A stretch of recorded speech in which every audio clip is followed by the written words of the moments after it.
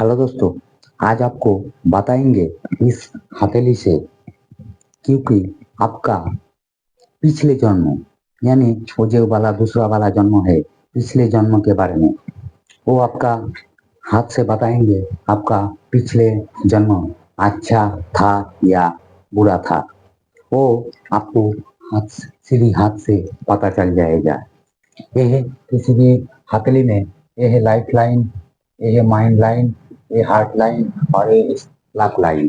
यानी इस तरह लाइन, ये जो life line, mind line, heart line सबके पास होता है।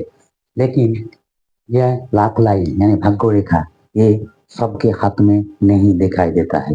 अगर किसी जातक के हाथ में लाइफ लाइन है, माइंड लाइन है, लेकिन जातक को भाग्य रेखा गायब है, यानी जातक का हेड लाइन मौजूद नहीं, तो सिंपल सा फंडा, इसे ही पता चल जाएगा जातक का पिछले जन्म का कोई ऋण चुकता करने के लिए आए हैं। यानी जातक के हाथ में लाख लाइन नहीं होना सीधी तरह से स्ट्रगल यानी संघर्ष को दर्शाता है।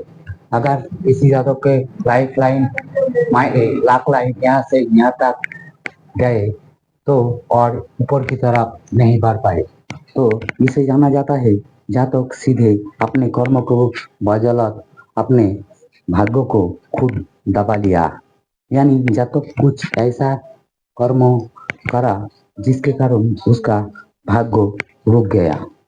अगर किसी जातक के हथेली में लेटी हुई लाइनें यानी इस तरह रेखा और इधर से जाल, इधर से लाइन, इधर से क्रॉस, इधर से रेखा यहाँ पर कट जाए, ऐसा यानी हथेली में बहुत सारे रेखाओं का होना, इस रेखाओं बहुत सारे रेखा यानी एक रेखा दूसरे रेखा को काट रही है, इस तरह से समझ जाओ कि आपका पिछले जन्म कोई अच्छा नहीं था। यानी पिछले जन्म को जो कर्म था वो अच्छा नहीं था।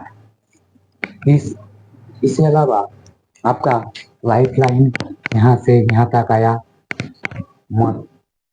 इसमें ब्रेक हो गया, यानी लाइफ लाइन यहाँ से यहाँ टूट कर चले। इससे पता चल जाएगा जातक को पिछले जन्म बहुत अच्छा नहीं था। यानी उसका पिछले पिछले जन्म को जो कर्मफल है जातक का इस जन्म में भोगना पड़ता है। अगर जातक के पास सान रेखा है, लेकिन यहाँ से कोई रेखा काट दिया, यहाँ पर क्रॉस है, ऐसा जातक को बहुत संघर्ष का सामना करना पड़ता है। क्योंकि इसे होता है ये जो जातक का पिछले जन्मों को जो कुकर्म है, इसे इस जन्म में इसे चुकता करना पड़ता है। इस जो पिछले जन्म का राज है, यहाँ से ये जातक का हार्ट लाइन है। अगर हार्ट लाइन से रेखा निकाल कर यहाँ गया, यहाँ गया, यानी जातक जीवन में इतना धोखा खाएगा, यानी उसके अपने परिवार के लोगों से उसका बहुत ज़्यादा धोखा का सामना करना पड़ेगा। इसका परिवार ही छोड़ दीजिए, इसका दोस्त या इसका कोई परिचित व्यक्ति इसे समय समय से बेहद ज़्यादा धोखा मार देता है, धोखा दे देता है। यानी ऐसा धोखा देता है जातक को, यानी पीठ में खंजर घोंपना जैसा।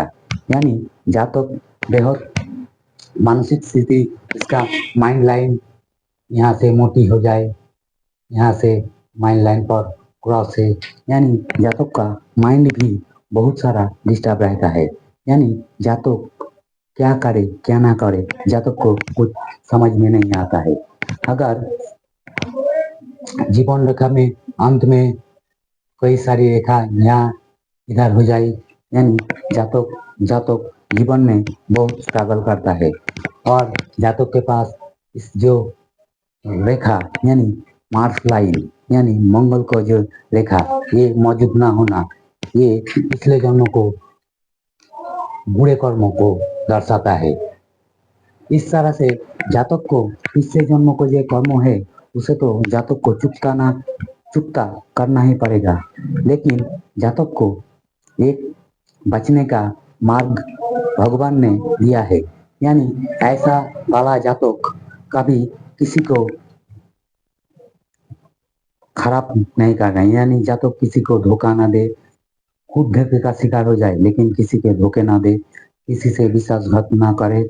और जातक को जितने समय हो उसे भगवान के शरण में जाना चाहिए, यानी जातक को कभी दुष्कर्म का सामना ना करना पड़े, यानी जातक कभी बुरे काम ना करे, बहुत अच्छा काम करे, या यानी अच्छा करने का बहुत प्रयास करे। धीरे धीरे देखेगा कुछ वर्षों के बाद आपको जो स्ट्रेस लाइन है, जो नेगेटिव लाइन है, धीरे धीरे ये मिटने लगेगा, यानी ये धीरे धीरे से गायब हो जाएगा। इस जातक को भगवान भोलेनाथ यानी शंकर जी की पूजा करना चाहिए। और हनुमान जी का जो हनुमान चालीसा है, ऐसा जातक को हनुमान चालीसा पढ़ना चाहिए।